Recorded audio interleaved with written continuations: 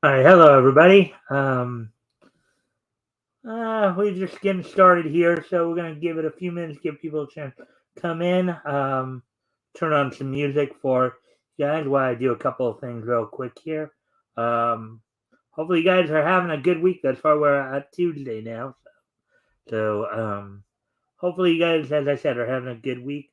We're gonna go ahead and I'll turn on some music so you guys can um enjoy that while I do a couple of quick little things here.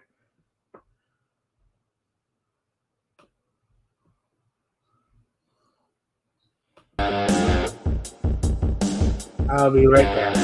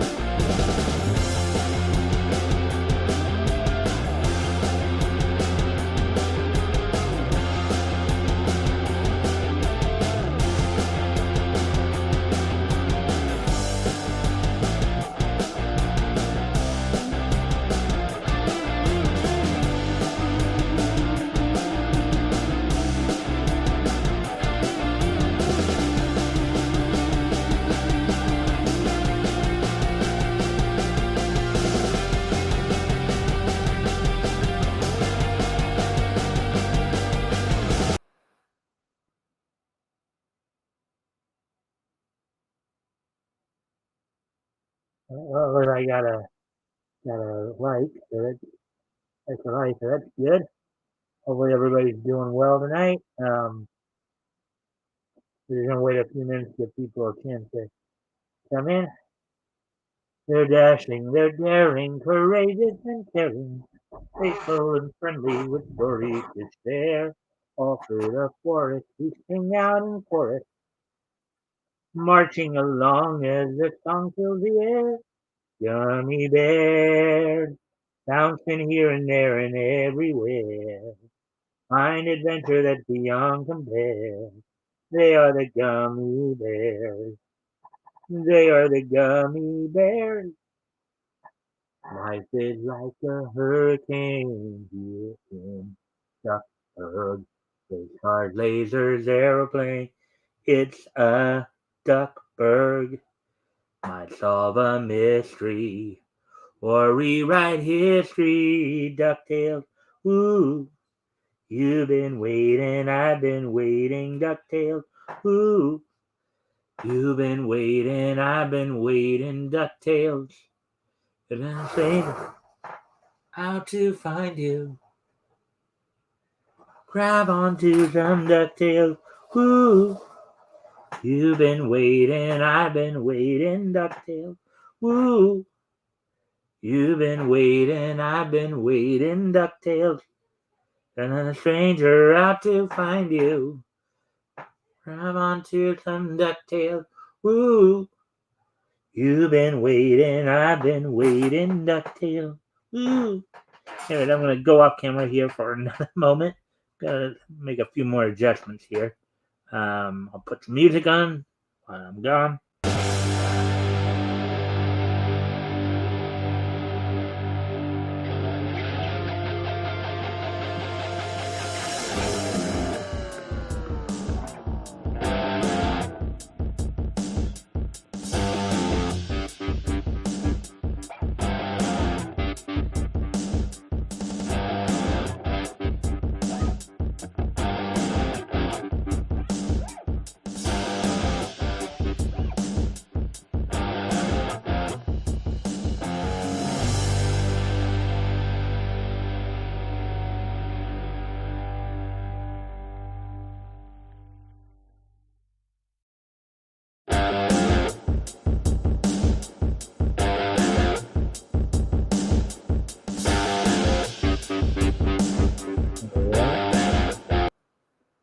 I'm back. Hopefully everybody's having a good week thus far. Let's see where it's 15, so we're gonna go a couple minutes before we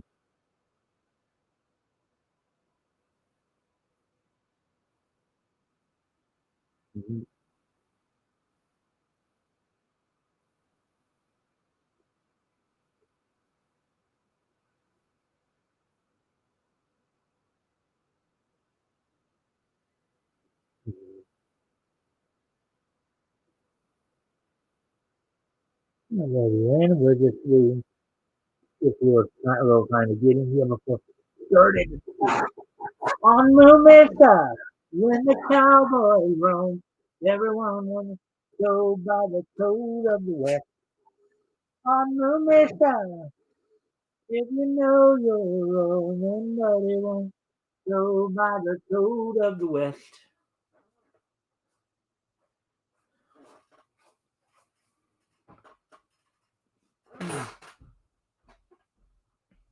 Let's see. Do do do do do do do do do do do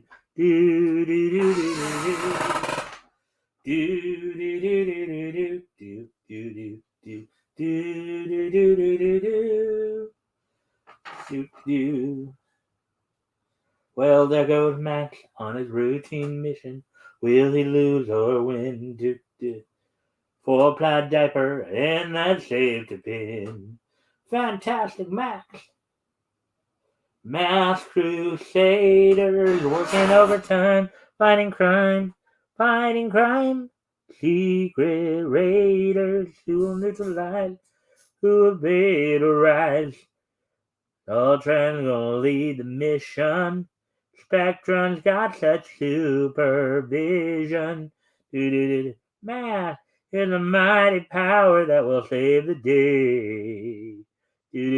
Mass, no one knows lies behind the masquerade. Mask, always riding on heaven's trail, and to a laser ray on his way. All right, so now we got a third person here. Hello, third person. So we're now past the 8-minute mark, coming up on 9 minutes. So here's what's on tap for tonight. I got four articles tonight. More or less, they're all comics related, even though one of them is listed more under video games, but it does have some connection to comics.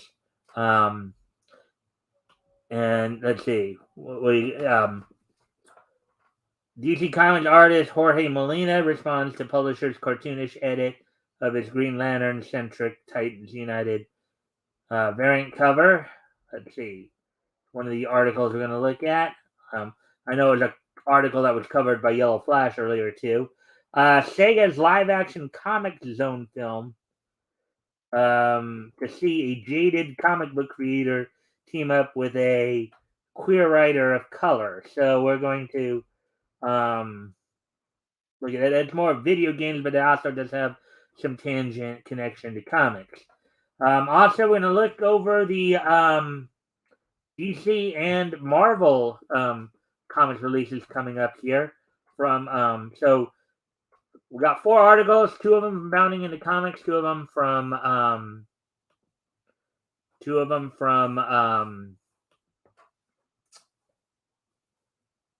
Two of them from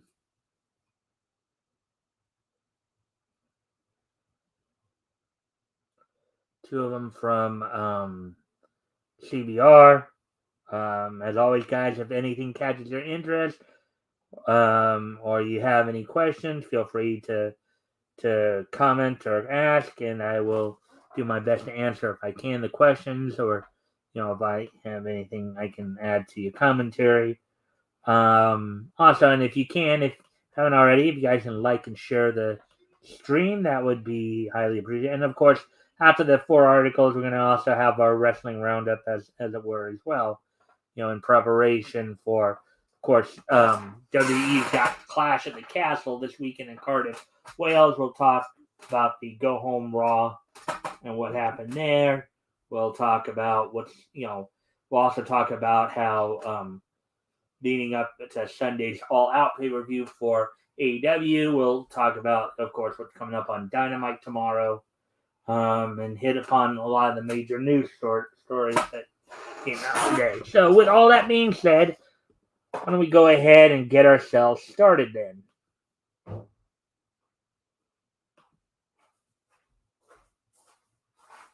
Let's see. So, get to it then.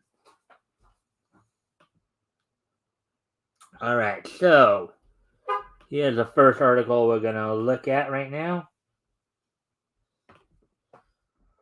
Okay. So, and I know one of the I was alerted to this article, of course, from Yellow Flash. He also covered this article on one of his videos today. Let's go through it and see what we can find here. DC Comics artist Jorge Molina responds to publisher's cartoonish edit of his Green Lantern-centric Titans United Blood Pact Hispanic Heritage Month variant cover. Article by Spencer McCooley, published yesterday in the Gorge comic book section.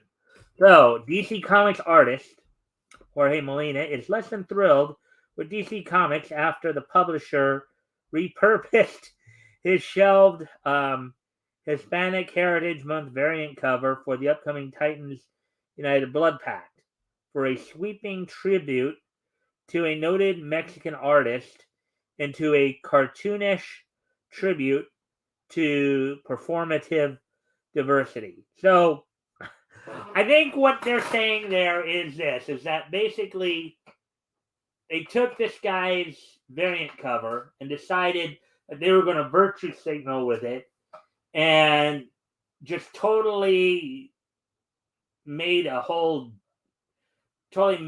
to where it just is so ridiculous. I know one of the things that I noticed that one of the things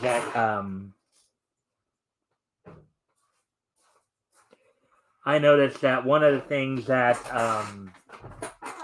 that Yellow Flash had mentioned earlier, in his video, was how apparently when they did this, they reduced Hispanic culture to tacos. That's apparently the extent of Hispanics, in particular Mexicans' contribution to the world is tacos, according to some people at in their attempt to virtue signal and all that, they decided that they were going to do something very insulting in the process there.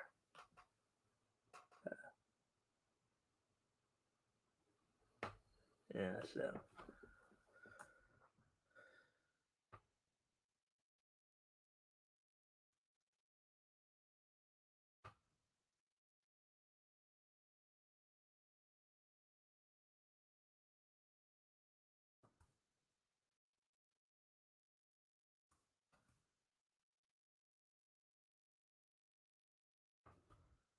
All right. So, anyways,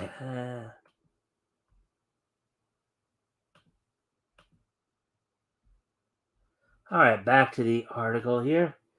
Let's see.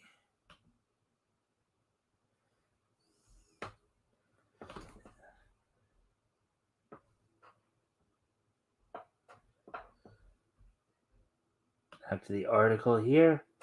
Um, we shall continue on here.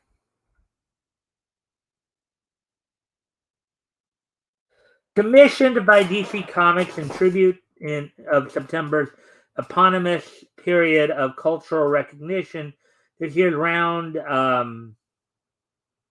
Hispanic Heritage Month variant covers center around the theme of food, quote unquote, and features the publisher's various Hispanic characters in cuisine related activity, such as Bane eating flan and Blue Beetle, Jaime Reyes, indulging in a handful of tacos.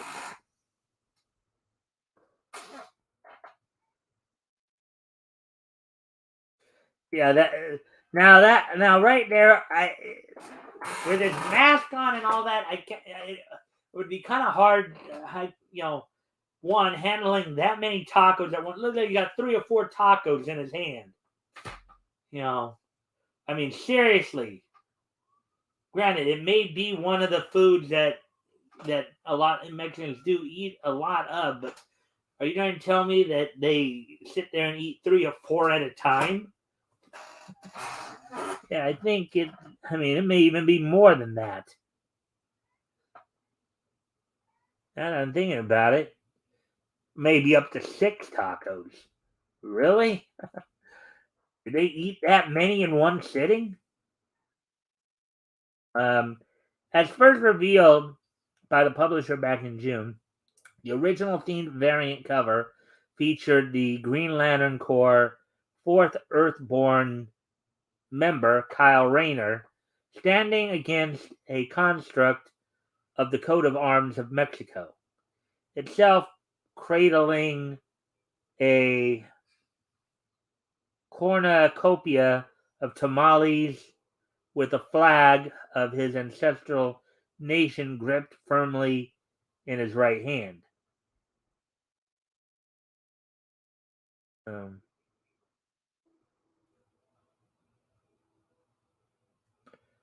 and then here's, I guess, a tweet from Jorge Molina right here.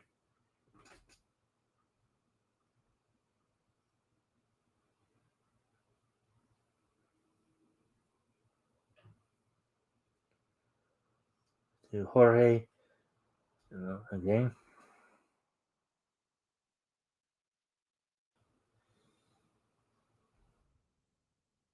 Let's see. Quote, I did this cover for DC for the Hispanic Heritage Month, unquote, explained the artist of his piece. Quote, Kyle Rayner, having a Mexican background, being Mexican myself, it was a great honor to have the opportunity to pay tribute to my country and roots. That's why I decided to pay homage to Jorge Gonzalez Camarena, unquote.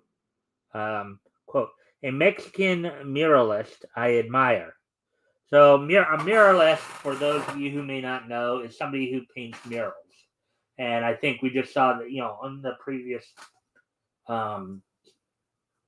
shot we just saw, I think that may have been one of his murals that inspired Jorge here.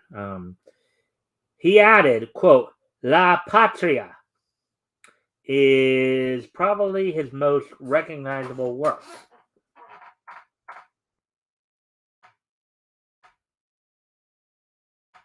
However, Molina then revealed, quote, due to some legal issues, this cover was not supposed to see the light of day. In parentheses, if it's unfinished, you'll notice both the Mexican flag and if you're supposed to say is incomplete, and GL Check's logo is missing. So how this image got promoted by DC is a mystery to me. Don't know if it was a mistake or in the end they decided to go for it, unquote, included. So there is a variation of this cover, but I'm so glad this one is out there for the world to see, since this was my original idea the homage to Camarena.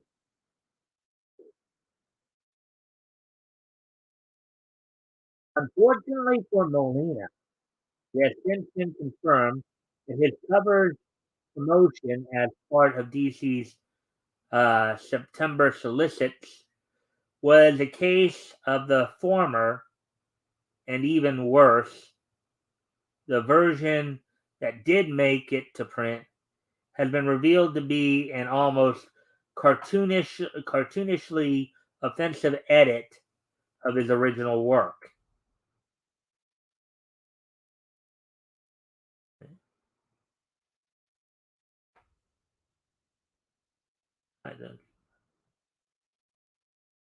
This one's a Jorge Molina version, I guess.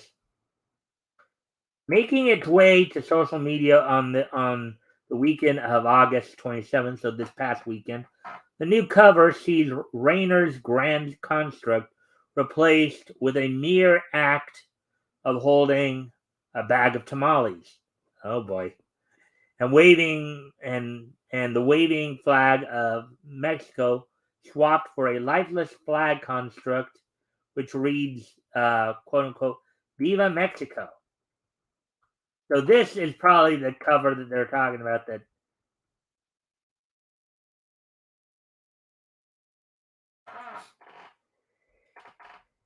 yeah, that could seem to be a problem. Reducing the Mexican culture to tacos and tamales.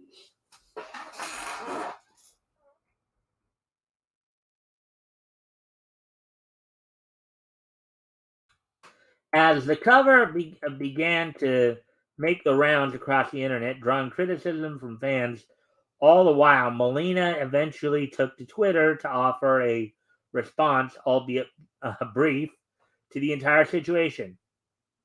Quote, hard to keep my mouth shut, unquote, wrote the artist. Quote, all I can say is one has my signature and the other one doesn't. Go figure, unquote.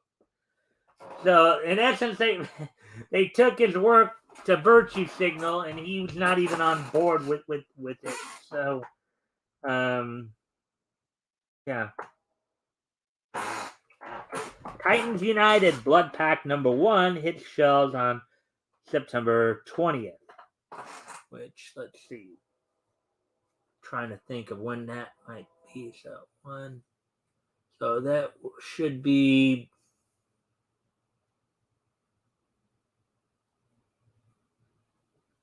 3 weeks from today. Actually, think about it. 3 week in 3 weeks, isn't it? Quote: the Titans are back, united against a common foe. Aren't they? Unquote. Ask a solicit of the issue provided by DC Comics. Quote: all seems lost when Tim Drake wakes out of uniform and seemingly out of time. Unquote. It continues. Surely, quote, surely he was just fighting alongside Nightwing, Superboy, Starfire, Beast Boy, and Donna Troy. But where is Raven, and what linked her to the Fearsome Five? A blood sacrifice is coming that will change the world forever. Unquote. There you got that cover right there. You got Tim Drake far left, and Donna Troy, Raven, Nightwing, Superboy, Starfire, Beast Boy. All right, so that's the end of that one. Um, the end of that article. So yeah, so I guess a lot of people had a very big issue with the idea of Mexican culture being relegated to just simply being about tacos. I can understand to a certain extent, maybe through food trying to you know, but you gotta also know how to present it to in a way that doesn't insult people.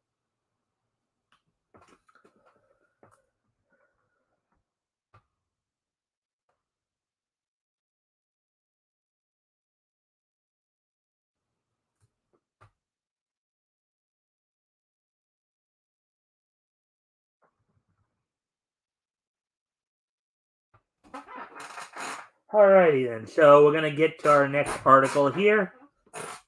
This one does have some tangent connection to comics here. We're at the 25-minute mark. I'm gonna step away from the computer for just a moment. I'll be right back. But I will leave some music on for you guys to listen to while I'm away.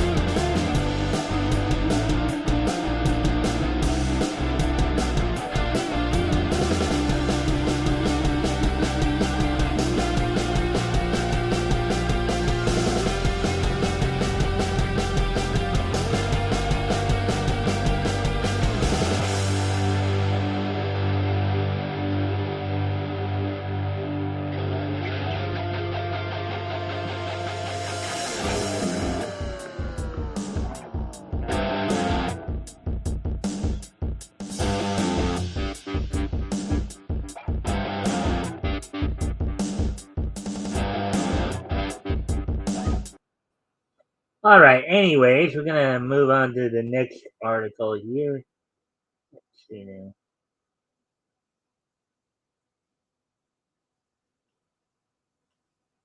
All right. So, in my own comic book, no. Sega's live action, in small quotes, Comic Zone film to see a quote jaded comic book writer, a creator, unquote, team up with a quote queer writer of color, unquote. Article by Ryan Pearson, published earlier today. So here's some more virtue signaling for everybody. So Sega has announced that a live action film based on their Genesis era beat 'em up game Comic Zone is now in production. Though, unfortunately for fans hoping to see Sketch Turner on the big screen, the adaptation will instead center on a quote unquote queer writer of color. So, yeah, so that should already be a red flag. Hey, people, you're basically going, yeah, we're gonna make this movie, but we're not gonna make it in its more traditional format. We're gonna put our own our own agenda and our own spin on it, even though we know that every time we do something like that, we piss a lot of people off and they don't want to have anything to do with our product. But, but as long as we get the message out there, that's all that matters. If we go broke doing it, so be it. It doesn't really matter. Anyways,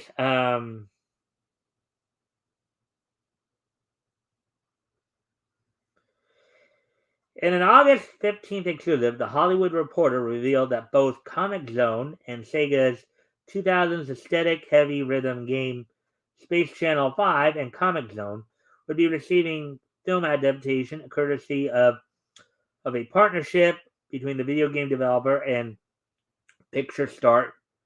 In parentheses, am I okay? Am I okay? Cha Cha, Real Smooth, and slated to adapt Borderlands. Further, like both of Sonic the Hedgehog's cinematic outings, these films will be making some changes to their respective source materials. Now, if this is basically the same group that did some of the more recent Sonic movies that basically got ridiculed and bombed, then yeah, Sega's probably in a little bit of trouble here. They're gonna probably be more than likely just turning a lot of fans away with this kind of stuff. You know what they say: get go woke, go broke. Woke, go broke. So, making its original debut on the Sega Dreamcast Space Channel 5, followed news anchor Ulala as she reported on the impending invasion of Earth by a group of aliens, the Morolians, who are forcing humans to dance.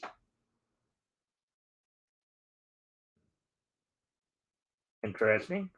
However, in addition to tracking the aliens' exploits, Ulala also takes an active role in fending them off, taking the fight to them by blasting them, as well as rival reporters from other channels, uh, away with their own fancy footwork. Oh, but now imagine that. Now let's say something like that happening very similar in the real world. Imagine, let's say, like Sean Hannity and Rachel Maddow going at it, or maybe Anderson Cooper and Tucker Carlson. Wouldn't that be funny? Just give them a couple ray guns, let them try to blast each other to smithereens, right? Anyways, though the retro futuristic game may have had a surreal premise, it rather suited the rhythm game format. The film, which will reportedly be a comedy and dance flick, is said to feature an equally bizarre story. Rather than focusing on the bubbly reporter in the far-flung future of 2499, the live-action Space Channel 5 is said to focus on a fast food worker who is called upon by a quote-unquote freedom reporter from the future to save the Earth from an alien invasion using in the Hollywood Reporter's own words, quote, the one thing that unites all people on the planet, our love of silly viral dances. Oh God. Oh God. Okay. Yeah, let's infuse modern ideology into something that was classic. Yeah, why? Yeah, let's do that. And watch it just bomb and tank. Barry Battles, in parentheses, the Baytown Outlaws, and Nur Paneri of Extracted are set to write with assistance from original series writer and director Takumi Yoshinaga.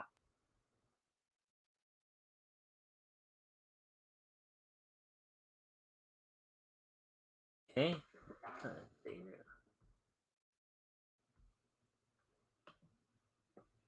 Oh, I forgot to go. Hey Rick. Hey Rick, thanks for dropping in. If you can like and share the stream and see if we can get some more friendly people in here, that'd be appreciated. Hope you're having a good week thus far. I'm sorry I didn't even notice. But hey, stick around here. Basically, this kind of has the 4 articles I'm doing tonight. Basically, all comic related articles. Where now, granted, this one is tangentially connected to articles. This is more of a video game one, but because it is kind of somewhat related to comics, That's why. But anyways, as always, feel free to comment or ask any questions if you have any. Um, always feel to participate and active in the conversation there. Anyways, let's get back to the article here. Meanwhile, the 16-bit Comic Zone, this is the comic part of the story, I guess, told the story of the aforementioned Sketch Turner, who, after one of his own villainous creations swaps their lives in order to become flesh and blood, must find a way back to the real world, all the while dodging whatever obstacle his adversary can draw. So I guess the way that game goes, Comic Zone is the okay. So I guess the writer and the villain kind of switch places, and the villain now trying to kill off the writer. Interesting. However, according to the Hollywood Reporter, the live-action Comic Zone will tell the story of, quote, a jaded comic book creator, unquote, possibly Sketch, and a, quote, queer writer of color, um, unquote, who must learn to work together in order to stop a supervillain from wreaking havoc and destruction upon the real world around them. And of course, they just had to put that in there, right? A jaded comic book creator and a queer comic creator of color. Yes, that's virtue signal there. I had nothing to do with the original story, but yeah, we can't do the original story because it doesn't push any buttons. We just have to push buttons, right? We just have to push buttons because that's what we do. We, you know,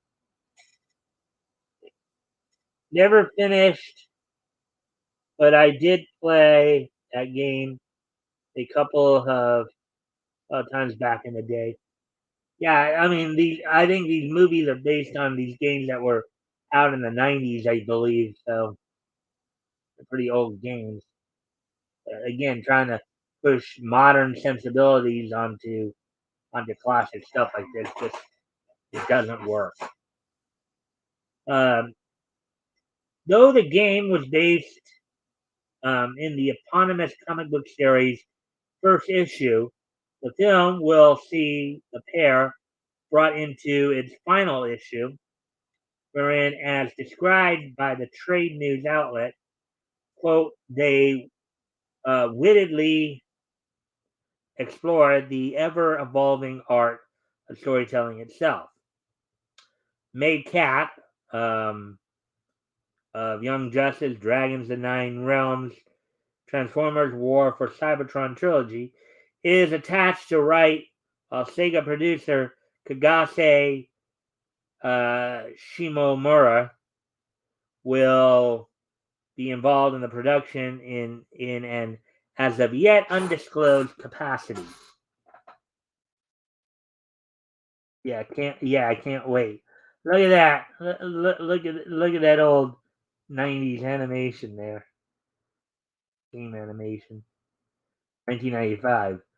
Um the following is pure speculation, but it seems that Comic Zone's story may center around the trope of a disillusioned mentor, once considered an icon, but now bitter after years of having their ideals stamped out to thrive, who meets a bright eyed, DEI compliant newbie and leers, again, or I think it's supposed to be learns from them the true meaning behind their lifelong passions. Yeah, more like more brainwashing if you think about it, but more propagandizing.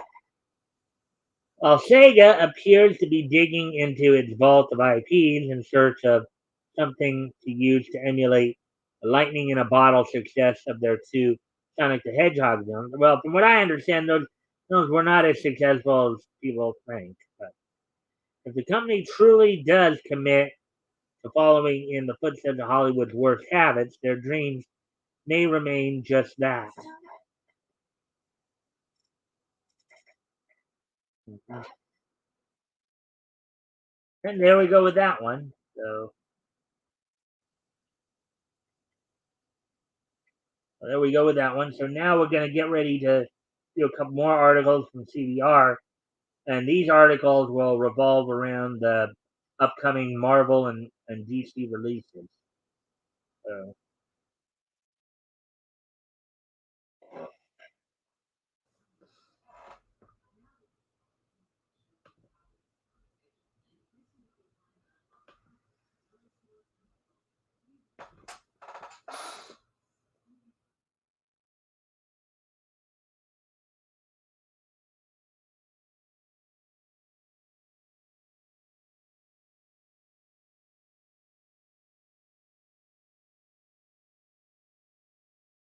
and so here we go. These two articles we're going to go over here.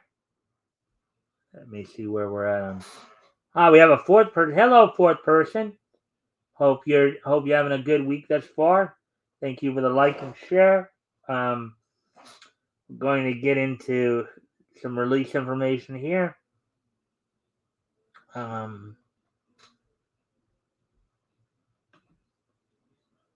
oh, always, of course, I thank you guys for the likes and shares. So we can get some more friendly people in here. Also, if you have any questions or any comments on the material we cover, feel free to speak up. If you got a question, I'll try to answer it as best I can. Um, and as to the comment, I'll respond as need be. So, anyways, Superman's explosive War Saga finale headlines DC's new releases. Written by Philip Kennedy Johnson with various artists, Action Comics War Saga, quote unquote, pitting Superman against Mongol finally comes to an end. This, of course, is what was happening with Clark being sent off to World while his son was taking over on Earth. Um,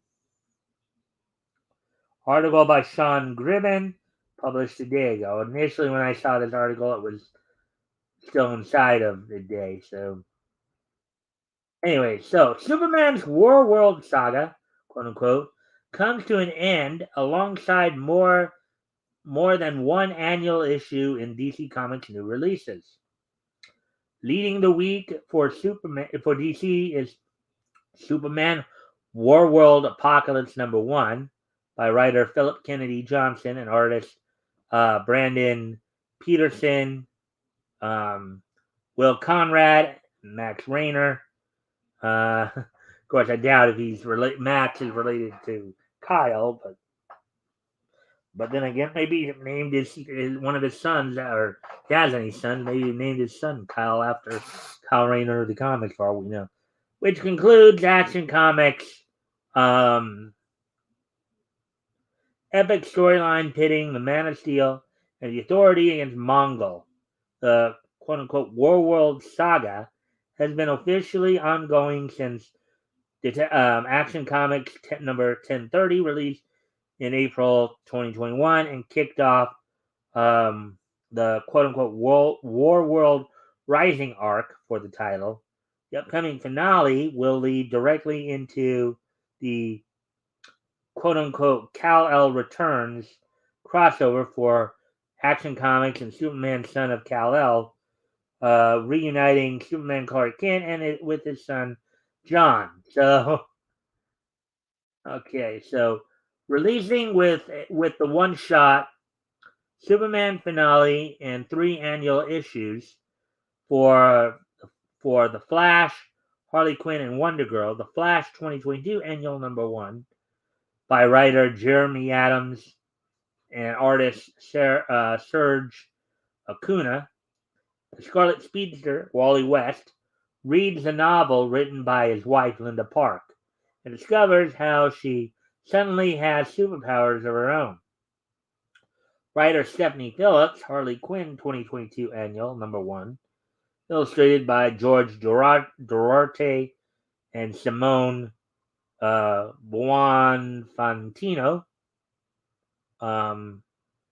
concludes the series, quote unquote, Task Force XX, unquote, arc, while writers Joel Jones, Douglas Marquis or Marks, and artist Sweeney Boo, Adriana Mello, Benjamin Dewey, and Emmy Lennox returns readers to the Yara Flores series with Wonder Girl 2022 annual number 1. Joining the lighter week for DC Comics is the finale to the Sandman universe, Nightmare Country miniseries starring the Corinthian, as well as the release of a new tie-in to HBO Max's Harley Quinn the Animated Series. A full list of releases can be found alphabetically below, covers and solicitation. I'll go through that in a moment here. I will go through that moment here. I do have to step away from the computer for a moment. I'll be right back. It looks like Ricky said something here. Let's see what you have to say before I step away. Yes, they reunite, and Superman tells John he really screwed being Superman up. Yeah, that in our dreams, Rick, we kind of wish that would happen. Anyways, I'll be right back, guys. I gotta step away from the computer for a moment. I'll be right back.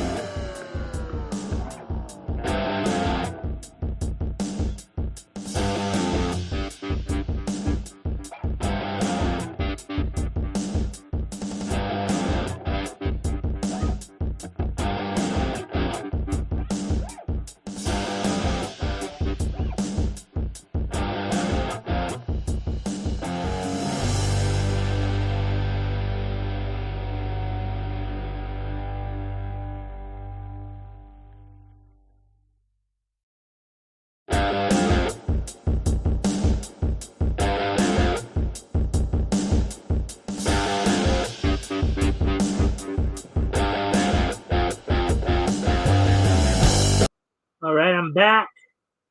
Um, hopefully you guys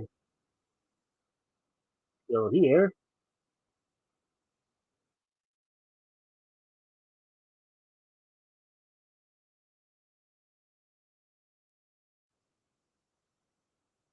All right. So continuing on then with these with the with the releases here, talking about what. So this is some of the stuff that's being released by DC during the upcoming month here. So DC Saved by the Bell Reeve #1, written by Art Baltazar, Franco, Andrew Aiden, Dan Waters, Becky Cloonan, Brendan Fletcher, Tim Seeley, Brandon Thomas, Peter J. Tomasi, and Dave Vielgo.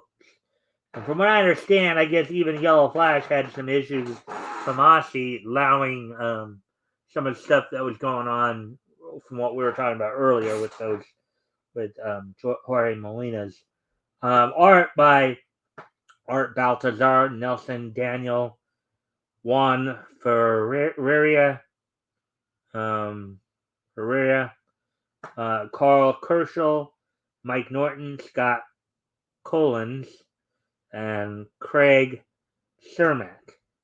Cover by Junie Ba, rain cover by Riley Rosmo. This book is this book is just under $10, 80 pages, prestige format. Goes on sale. It's actually going on sale today. It went on sale today. Okay. School's back in session, and we just know you're waiting for the bell to give you some relief. Okay, a relief. All right, you can't say we didn't try. DC Saved by the Bell Reeves halls are packed with 8 tales of school time fun from around the DC universe. The Suicide Squad is sent to an international prep school to protect a dignitary's son. Jean-Paul Valley returns to the school that made him into Azrael, plus a return to Tiny Titans by Art Baltazar and Franco, and a new school year starts at Gotham Academy. So grab your pencils and notebooks and get educated. Yes, this is of course the time of year where we talk a lot about going back to school. You know, many parts of the country have already gone back to school and already been back to school for like 2 to 3 weeks here. So, but anyways, continuing on with the article then. The Flash 2022 Annual #1, written by Jeremy Adams, art by Sergio Acuna, cover by Marguerite Sauvage, $5.99 US, 48 pages. Went on sale today. So the Flash Annual 2022 annuals. So it's been a wild time for Wally West and Linda Park West. Their children are regaining their powers. Wally is bouncing between realms, and Linda is dealing with a mysterious power surge.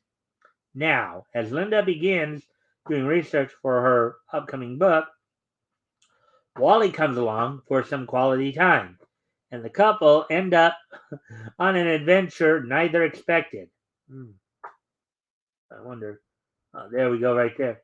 So he's got Linda on his back there, and here's the next one. The 4 images for Harley Quinn 2022 Annual #1, written by Stephanie Phillips, art by Simone Buonafontino and others, cover by John Boy Myers, variant cover by Nathan Sturdy, 1/25th variant cover by Carmine Di Giandomenico, homage cover by Ryan Shook, $5.99, 48 pages, variant $6.99 cardstock, going on sale today, earlier today. So, Do you know what old Grandma Quinzel used to say?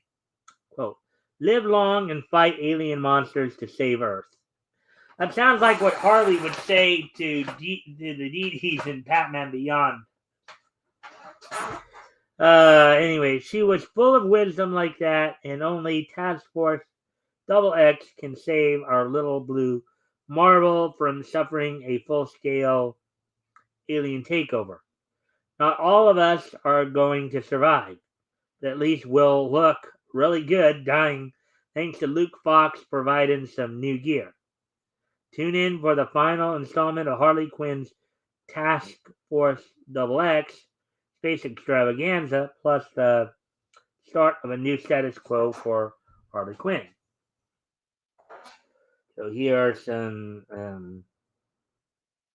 visuals for Harley Quinn, the animated series, the real sidekicks of New Gotham Special number 1. Written by T. Franklin, Alexis Quasarano,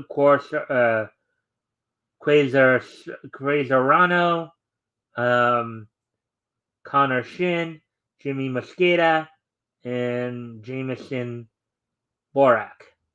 Art by Max Sarin,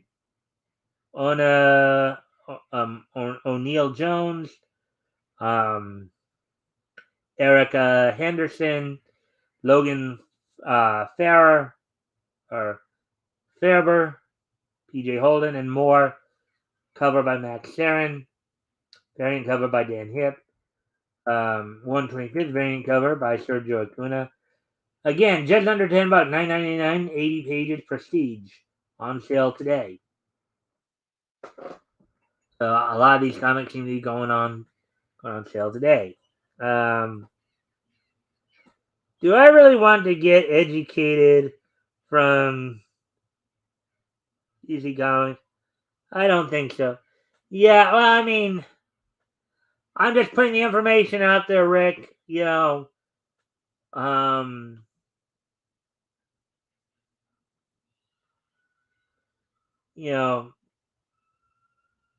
I'm just putting the information out there. Just you can do with it what you will. It's still good to know what's out there, anyways. Just so you can talk about it. What happens when writers from Harley Quinn the TV show and Harley Quinn the animated series, the Eat, Bang, Kill Tour, the comic book, get together and swap stories from New Gotham? Absolute mayhem. That's what. Follow what happened to some of your favorite Gotham sidekicks on Tawny Young's new trash-tastic daytime talk show. Tawny Young, okay. Watch the chairs fly as they spill the tea. Guest starring Clayface, Batgirl, Frank the Plant, and Harley Quinn's worst sidekick, the Joker.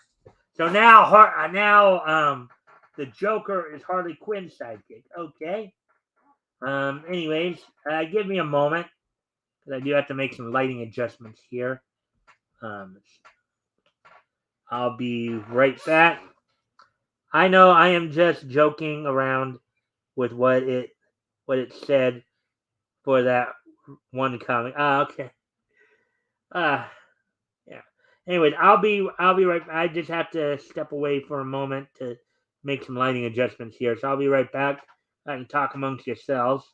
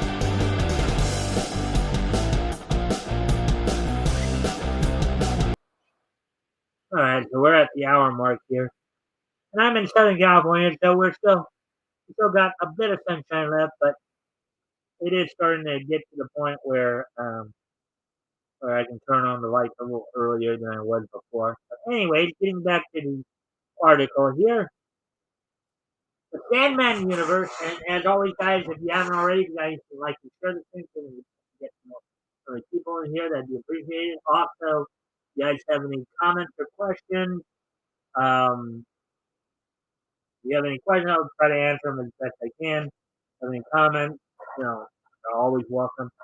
So, in terms of what we're covering here, so anyways, getting back to the article here. Um, Sandman Universe, Nightmare Country #5, written by James Tynion IV, art by Lissandro Esterin and Aaron Campbell, cover by Reiko Murakami, variant cover by Aaron Campbell, 125th variant cover by Sam Wolf Connolly.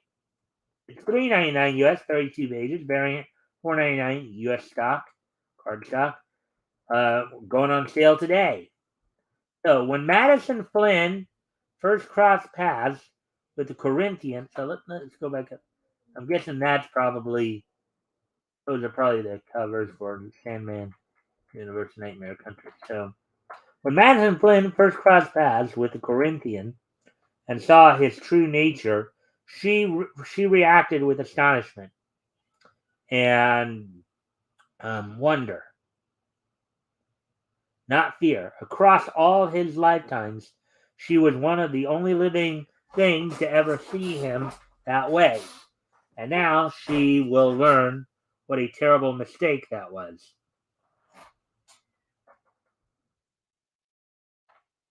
So here's some of the Superman War World Apocalypse #1. Written by Philip Kennedy Johnson, art by Brandon Peterson and Will Conrad, cover by Steve Beach. Variant cover by Mario Fox Porcillo,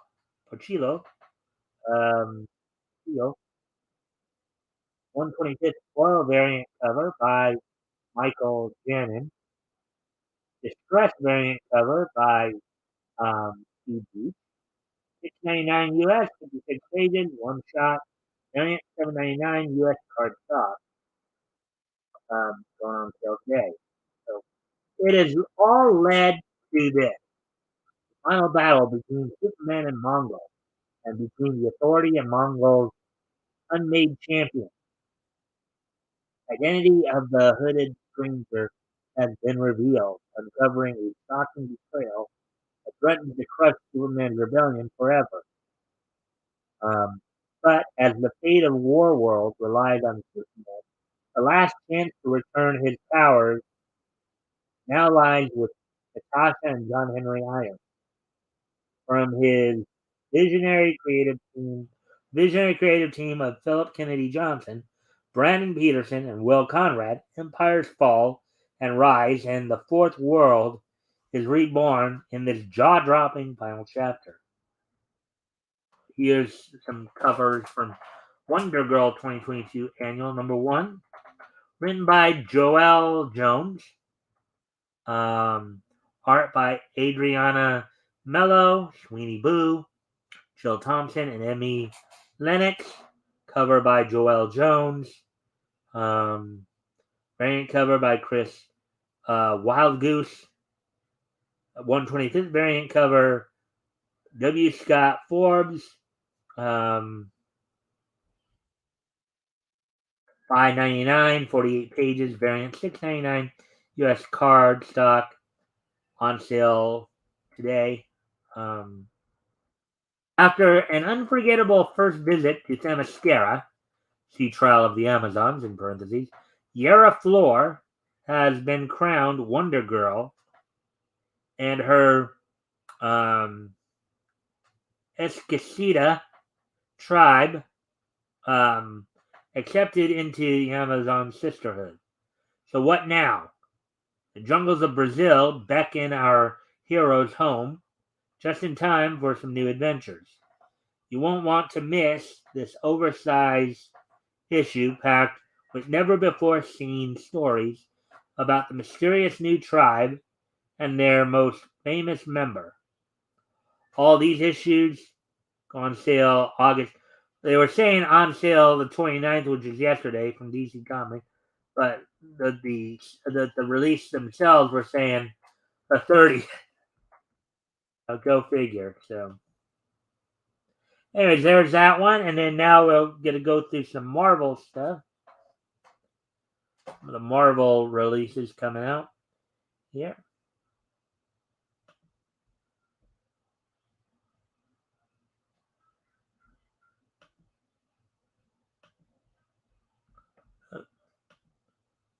We'll go through some Marvel releases here.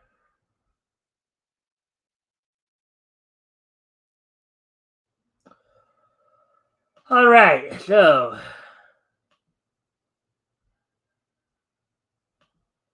a new Thunderbolts team, Spider-Man's 60th anniversary, lead Marvel's new releases. With Hawkeye's team leader, a new Thunderbolts ensemble assembles. Okay, I'm saying that 3 times fast. To restore the group's title and keep the citizens of New York safe. Article by Sean Gribben, published 1 day ago. All right, a new Thunderbolts team formed while Spider-Man celebrates his 60th anniversary in Marvel Comics' upcoming releases. Before they join the Marvel Cinematic Universe during the Phase 5 slate announced at San Diego Comic-Con, the Thunderbolts are back with a new leader, lineup, and mission. Writer Jim Zub and artist Sean Isaacsi, or Isaac, that's just another way of, I guess, are bringing Marvel readers Thunderbolts #1 on Wednesday, the debut of a 5-issue miniseries starring the team, led by Hawkeye Clint Barton, including heroes like Monica Rambeau and America Chavez. This version of the Thunderbolts seeks to better their name in New York after the Kingpin twisted it to his villainous benefit during the Devil's Reign crossover event. Now, I heard that some of this too. I heard there was some criticism here because they might be trying to use that title this lineup to kind of again push the diversity angle. Meanwhile, another New York-based superhero is celebrating a major milestone. Spider-Man. It is the web-slinger's 60th anniversary after Peter Parker first appeared in 1962's Amazing Fantasy number 15. And Marvel is celebrating by releasing Amazing Fantasy number 1000, with many all-star creators attached. The lineup for the large anthology issue includes the likes of Neil Gaiman, Jonathan Hickman. Neil Gaiman, who we've talked a lot about because of his Sandman series and also its connection to the TV series that's currently running on I believe it's Netflix or HBO Max right now. Dan Slott, Terry and Rachel Dodson, Steve McNiven, John Romita Jr., and more.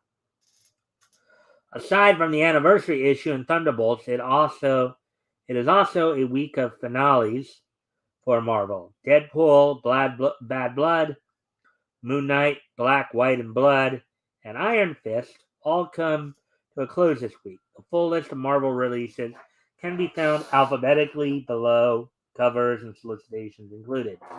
So here's our first. This is Amazing Fantasy number 1000 that would appear.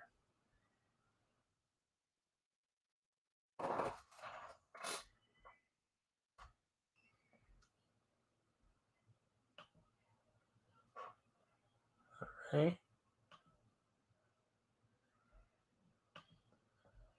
All right, so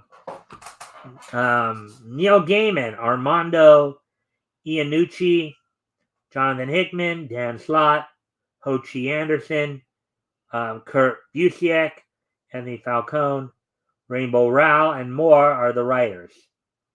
Jim Chong, Olivier Coipel, Michael Cho, Goran Parloff, and more are the artists. Cover by John Romita Jr. Wraparound variant cover by Joe Quesada. Variant cover by J. Scott Campbell. Virgin variant cover by J. Scott Campbell. Retro variant cover by J. Scott Campbell. Variant cover by Steve McNiven. Variant cover by Torin Clark. Variant cover by Peach Momoko. I just like that name. Because basically she's calling herself, because Momoko is the Japanese word for peach. So she's basically calling herself Peach or Momoko. Peach, Momoko, Peach Momoko. The comic that brought you Spider-Man hits issue number 1000. We're going big to celebrate in this, our 1000th issue of Amazing Fantasy. An all-star roster of creators are coming together to celebrate Peter Parker and Spider-Man's birthdays. 72 pages, one shot, rated T, $7.99. And here's a cover for Ant-Man. Ant-Man, number 2 of 4. Written by Al Ewing. Art and cover by Tom Riley. The variant cover by Betsy Cola. That's got to be an interesting last name to have, Cola. Wonder if she drinks a lot of cola. Or if she drinks any cola.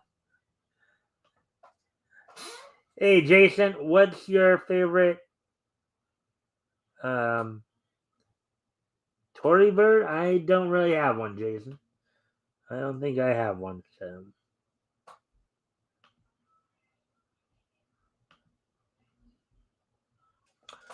All right, so jumping forward in time, the Marvel Universe has been infiltrated by shape-shifting squirrels posing as allies. Little does anyone know that a secret invasion is about to explode. But what does that have to do with this era's Ant-Man? Eric O'Grady. Eric must retrieve important data from Scott Lang's helmet. The only problem is Scott Lang is dead. But what's a little grave robbing to someone who's irredeemable? The journey through Ant-Man's history continues. 32 pages, rated T+, $3.99. Here's a cover to the Deadpool edition. Let's see.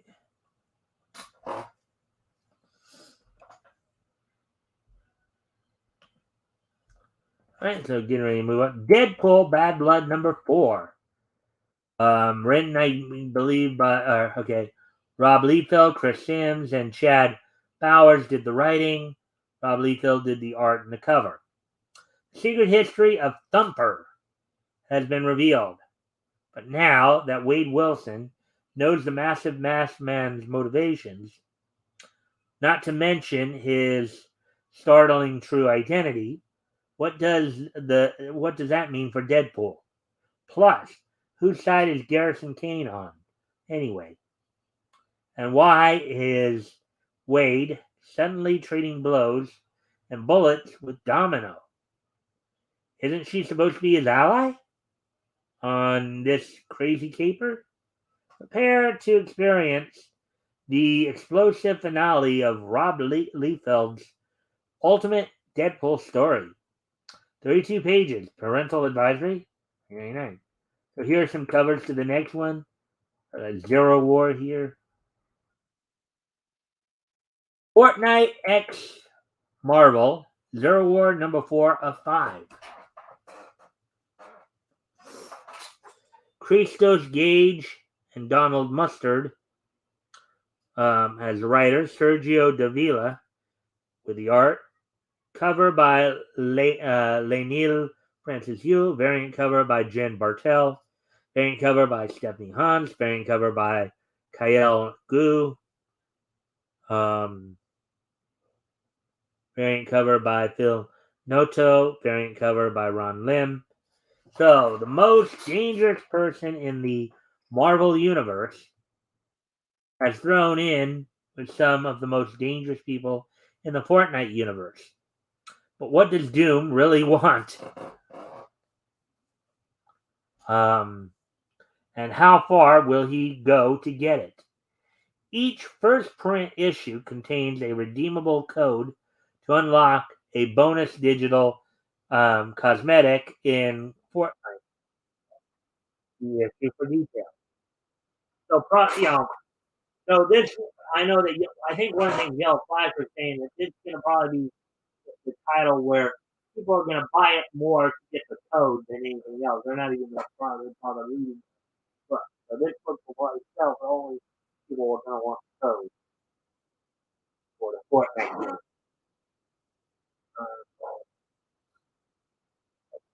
32 pages, rated C plus, 4.99. So before I continue on, give me a sec. I'm gonna go off camera here for a quick moment. I'll be right back. Music on for you guys.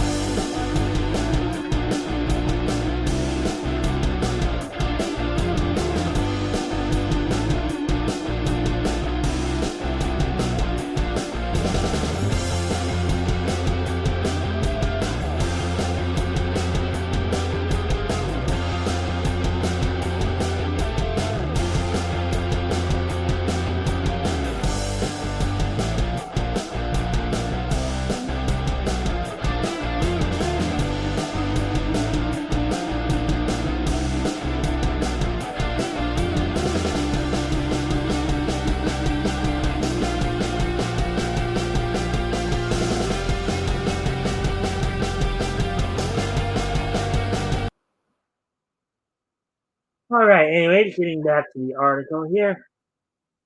This, as I said, will be the last article of the night we'll be reading from. So, Gambit number 2 of 5. So, and there's the cover right there. Chris Claremont writing. Sid Codian doing the art, cover by Wal Portaccio. $5 variant cover by Russell Dodderman, Gambit and Rowe. On the Lam and Off the Rails. Rowe is the mutant X-Men Storm. As in Aurora. Storm, of course, Storm's real name is Aurora Monroe. Reverted to childhood and trying to retain use of her powers while fighting to find her memories. Gambit is the free spirit Remy LeBeau. Not yet an X-Men, and making his way up and down the Mississippi. What do they have in common? They're mutants. They're thieves, and they're having a blast. But their side mission to escape the Shadow King goes off the rails. When sudden disaster strikes, and the duo finds themselves in the midst of local trouble, with Rose's life and very essence in the balance, can Gambit find the heroic path before it's too late, featuring old favorites as well as new friends and enemies. 32 pages, rated plus, $3.99. There's a cover for Iron Fist right there.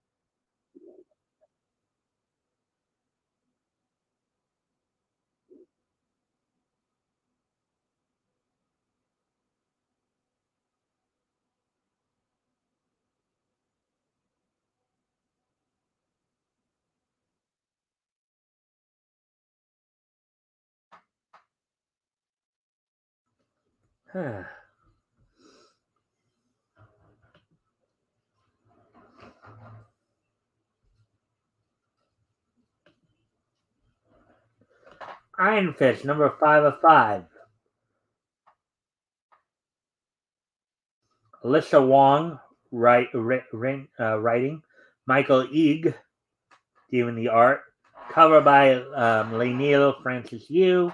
Variant cover by Gunji. The seal has been broken. as the dark god's power begins to rise. Lin Lie faces an impossible choice. Will the power of the Iron Fist finally accept him? And even if it does, will it be enough? 32 pages, rated T plus, $3.99. Here's the next cover to look at from Knights of X number 5. Knights of X number 5, written by Teeny Howard with Bob Quinn doing the art. Cover by Yannick Paquette. Thy cup runneth over. Merlin has finally tipped into full-blown madness. He sent his Furies on a campaign across the realm to burn everything in sight, and only those who swear fealty to the Mad King will be spared. But there is still hope. A bargain between a powerful new ally and the Knights of X may just secure the siege perilous in the future of Avalon. Elsewhere, Saturning forges an alliance with a former enemy. The trust is a fickle thing.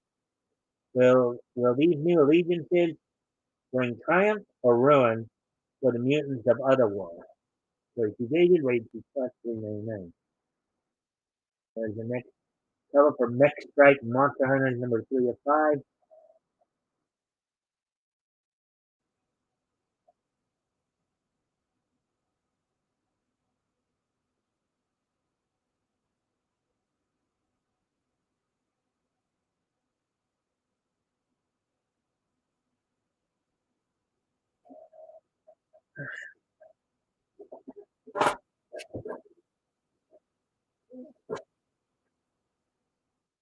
All right, Mech Strike Monster Hunters number 3 of 5.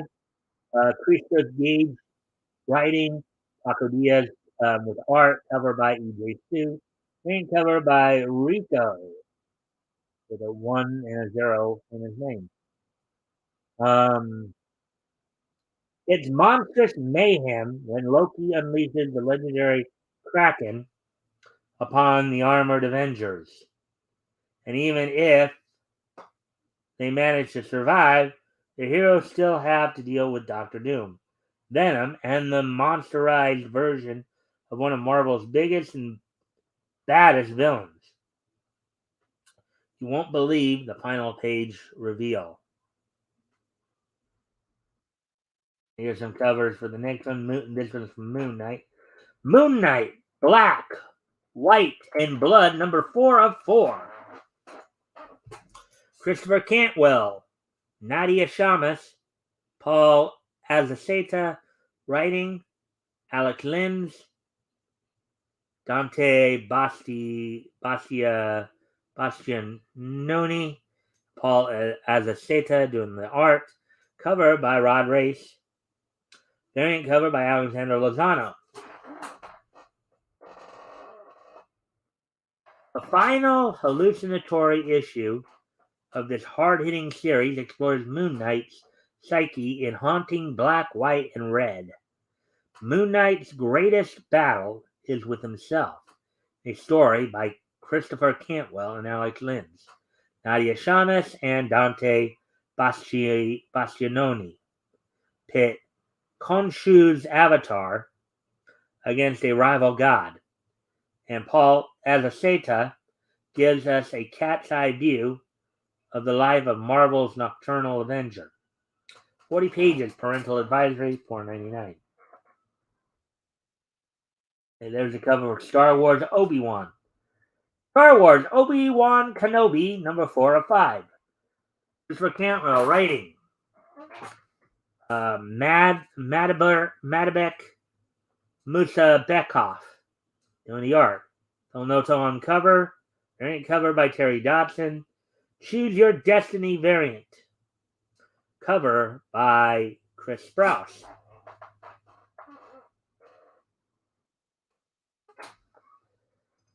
As the sandstorm overtakes his home, Obi-Wan has more time to reflect in and on the darkness.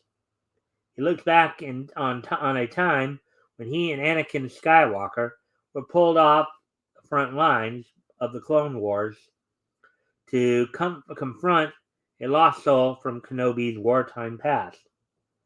Can the two Jedi bring a man back from the heart of darkness to which he has fallen? 32 pages, rated T, $3.99. Star Wars, circa Lucasfilm. All rights reserved, used under authorization. I think it's the copyright information.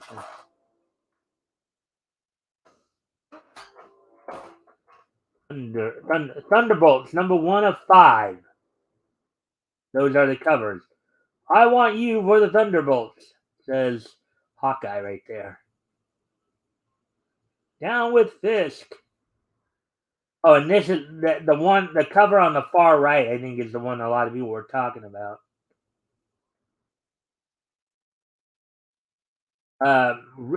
Jim Zub writing. Sean Isaacsi doing the art. Cover A by David Nakayama. Cover B by Sean Isaacsi. Variant cover by Paulo Siqueira. Headshot variant cover by Todd Knock. Trading card variant cover by Stefano Caselli. Like lightning, superpowered crooks have taken hostages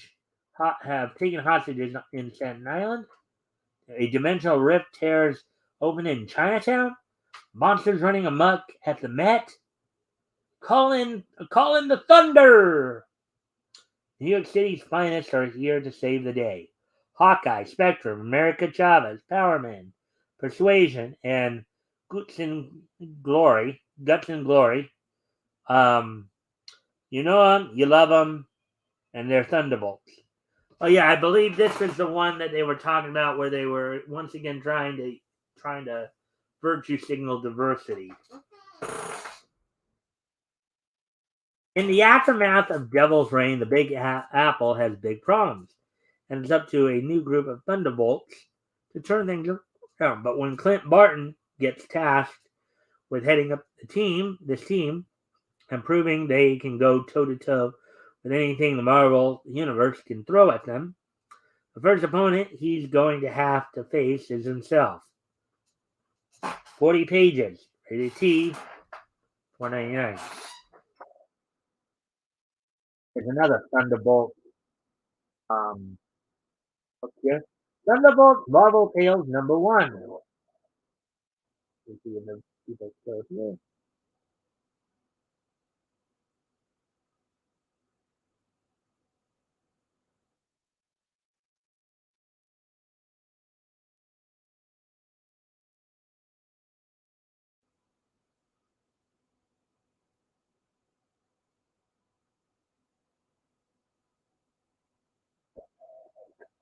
All right, so let's see.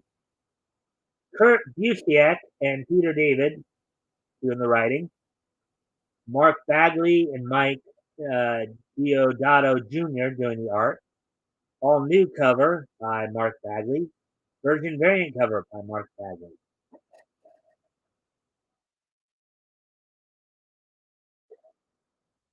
The new super team delivers justice like lightning as we celebrate the legacy of the House of Ideas with Marvel Tales. This anthology series shines a spotlight on fan favorite characters, features timeless stories, and highlights some of Marvel's most impressive talent in the past 8 decades in the wake of tragedy. The Thunderbolts rise to defend a shaken populace, but what is the team's shocking secret? Meet Atlas, Mach 1, Meteorite, Songbird, Techno, and their leader, Citizen D, as they battle the Wrecking Crew and Circus of Crime in Thunderbolt 1997, number 1 through 2, courtesy of legendary creators Kurt Busiek and Mark Bagley. So this is a re-release, it sounds like. 1997, which is 25 years ago. The Wrecking Crew, I believe, was was both a villain group that faced off against the Avengers and was also faced off against Thor as an individual hero as well. Let's see. The T-Bolts tackle a rampaging Hulk, an Incredible Hulk, 1968, number 449, and their legend spreads in tales of. This is a reprint book. The Marvel Universe #1. All is not what it seems. Prepare to relive the greatest trick Marvel Comics ever told. 104 pages, rated T, $7.99. So this is a reprint title. The variant, number 3 of 5. Okay. There's She-Hulk on the right there. All right. The variant, number 3 of 5, is written by Gail Simone. Sonoto with the art and cover. Variant cover by Betsy Cola. Back into an impossible corner, Jessica is forced. I guess it's Jessica Walters, but it could be wrong. Is forced to make a sacrifice play that could cost her a member of her own family. Guest starring Jessica Jones. 32 pages. AT plus $3.99. Is wild cards. There's a wild card cover there. Wild card, the drawing of cards, number 2 of 4. Bill Cornell doing the writing, Mike Hawthorne doing the art. Cover by Steve Morris, variant cover to be announced. 30 minutes over Broadway. The story that set the stage for the Wild Cards universe. The tale of the Wild Card virus being released on Earth includes here. Jet Boy, hero of World War II, finds himself back in action over New York City as a madman holds the city hostage with an alien weapon. Adapting Howard Waldrop's classic story into the comic medium for the first time. 32 pages, 32 plus, $4.99. Export number 31. Benjamin Percy, writer. Robert Gill, artist. Cover by Joshua Cassara. Craven's Mutant Hunt. An AXE tie-in. AXE Avengers, X-Men, Eternals. That's great.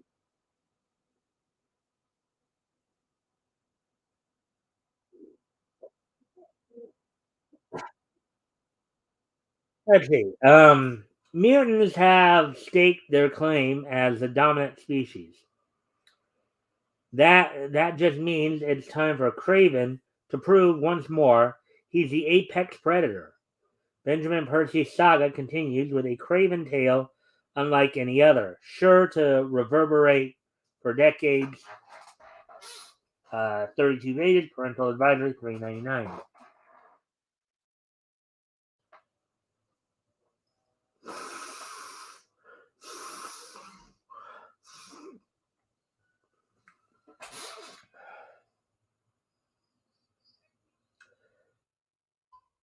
All right. X-Men number 14. Jerry Dugan, writing. Gia Vila, art. Cover by Martin Coccolo.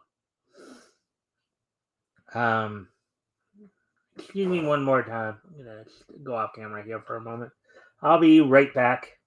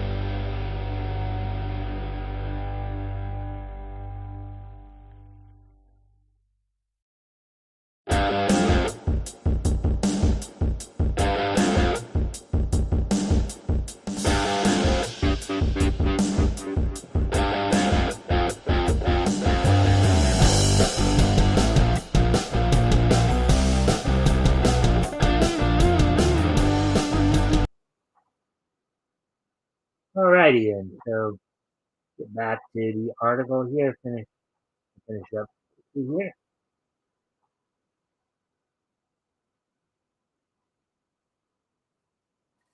All right. Yeah, X-Men number 14, Jerry Dugan writing, C.F. Vila, the art cover by Martin. Okay, we already read all that.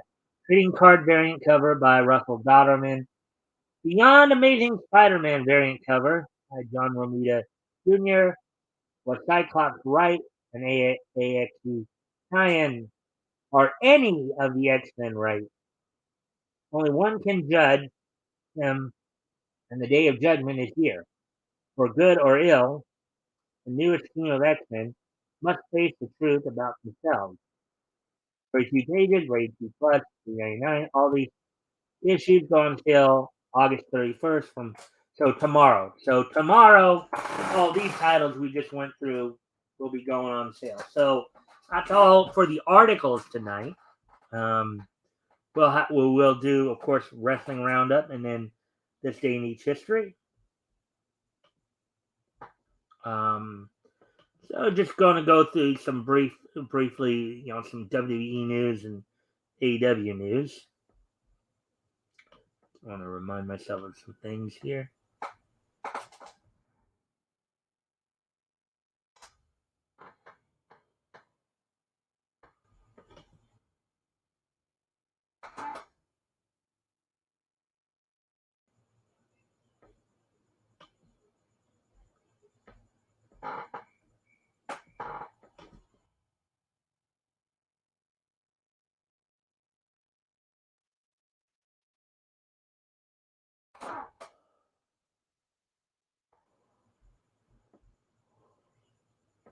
Just looking over some stuff real quick here so I can know what to say.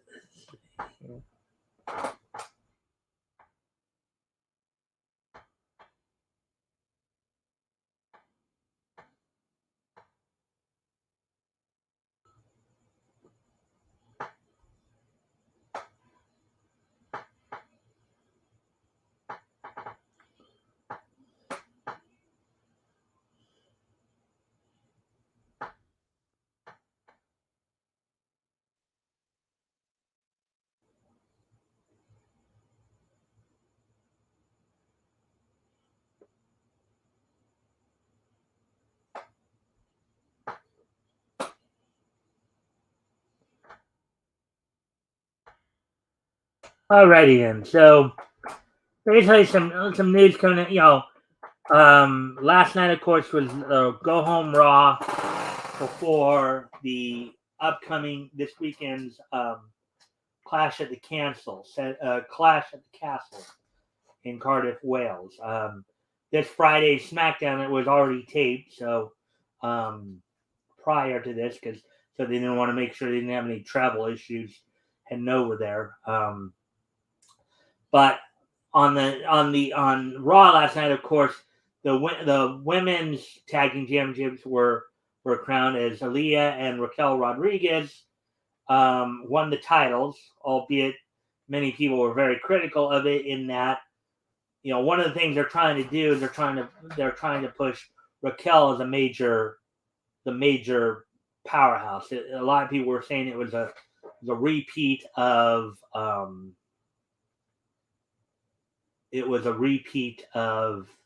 what happened on Friday, but you also have preparing for their 6-woman tag match. Bianca Belair, Asuka, and Lexa Bliss beat up on some local talent. The Street Profits defeated Alpha Academy to help Kurt Angle, to where Kurt Angle would not be forced to join the Alpha Academy, as he was there to make an appearance last night. Let's see. And of course, they're still working the storylines with Dominic Mysterio's slow heel turn, as they claim that Rhea Ripley has him under her spell, as it were.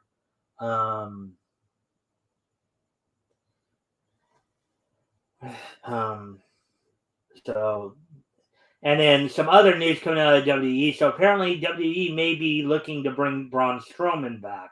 The big powerhouse might be looking to bring him back to be part of the roster.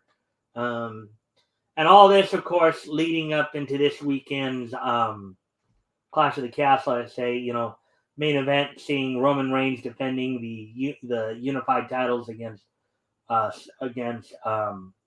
Drew McIntyre, Matt Riddle. One of the other things too they talked about was Riddle getting his first name back as part of his name, as Vince McMahon in the last few years had been basically shortening people's names to just their last name usually. Some people their first, but now it looks like they're restoring names in that. Gunther will be taking on Sheamus for the Intercontinental title.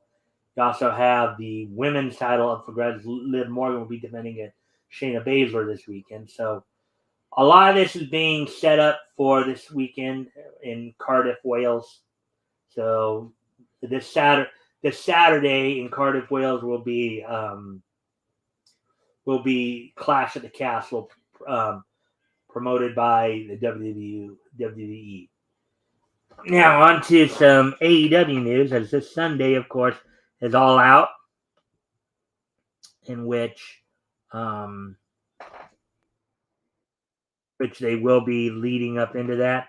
The Trios tournament will conclude on Sunday, as finals will be happening there. They'll also have a casino ladder match. You have a number of other matches, including Chris Jericho taking on Bryan Danielson, Powerhouse Hobbs taking on Absolute Ricky Starks.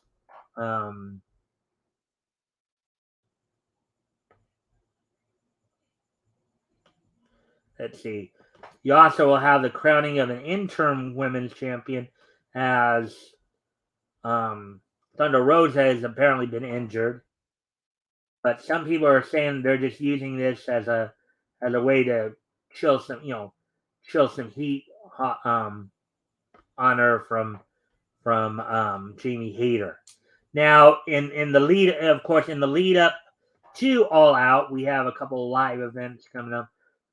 Dynamite will be, as always, will be live, and then the Rampage will be live on tomorrow night's Dynamite. You'll have in the main event the trio semifinal pitting the Elite of Kenny Omega and the Young Bucks, the United Empire of Will Ospreay and Aussie Open.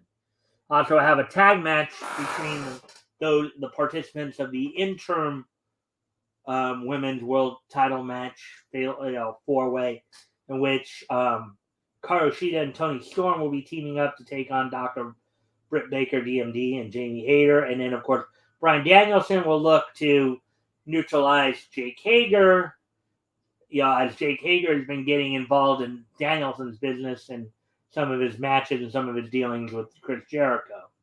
So that's all coming up. And, of course, you have the other semifinal match on Friday's Rampage. So with that, guys,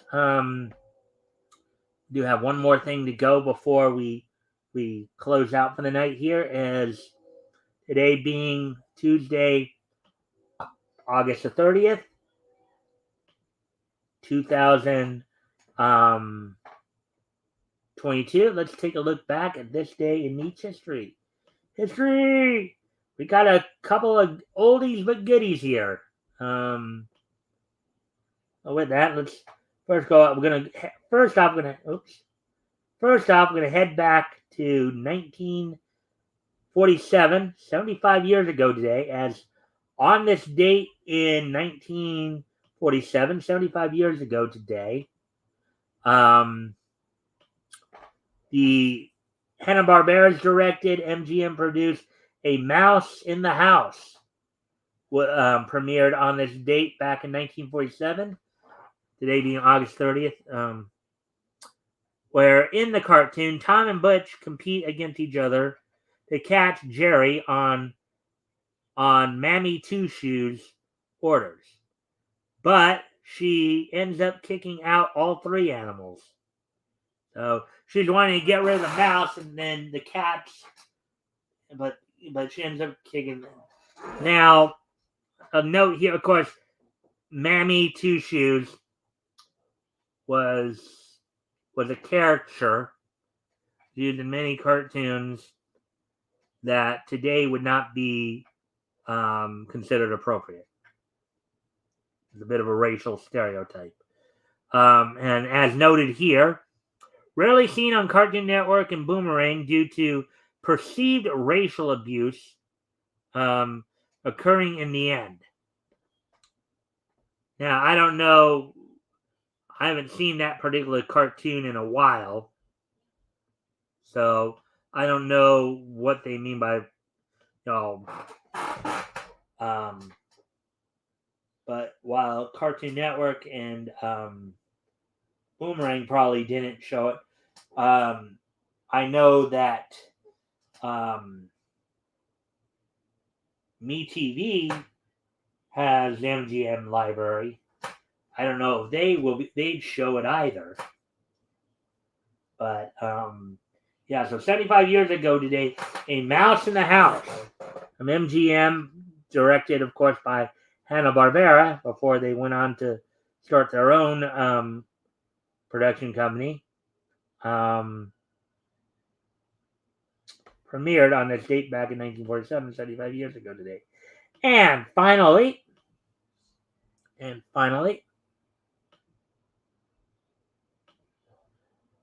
on this date 60 years ago today, the 140th issue of Laugh Comics from Archie Comics went on sale on this date. It was kind of a slice of life humor anthology, I believe, featuring, of course, Archie, Little Jinx, and Jaguar. So on this date in 1962, 60 years ago today, 140th issue of Laugh went on sale on this date. So with that being said, guys, as a reminder, I hope to see everybody back here tomorrow night for more news. Don't forget, this Friday night, of course, the 2nd of September, we will be having, we'll be doing our weekly look back in time to through comics history. We'll be finishing up our coverage of April of 1939 by looking at books that went on sale from Quality Comics and Feature Syndicate. RJ will be my co-host, and hope to see you guys there. Have some fun and look back on some classic comics. So with that, guys, I thank you all for being here. Hope to see everybody back here tomorrow. Bye.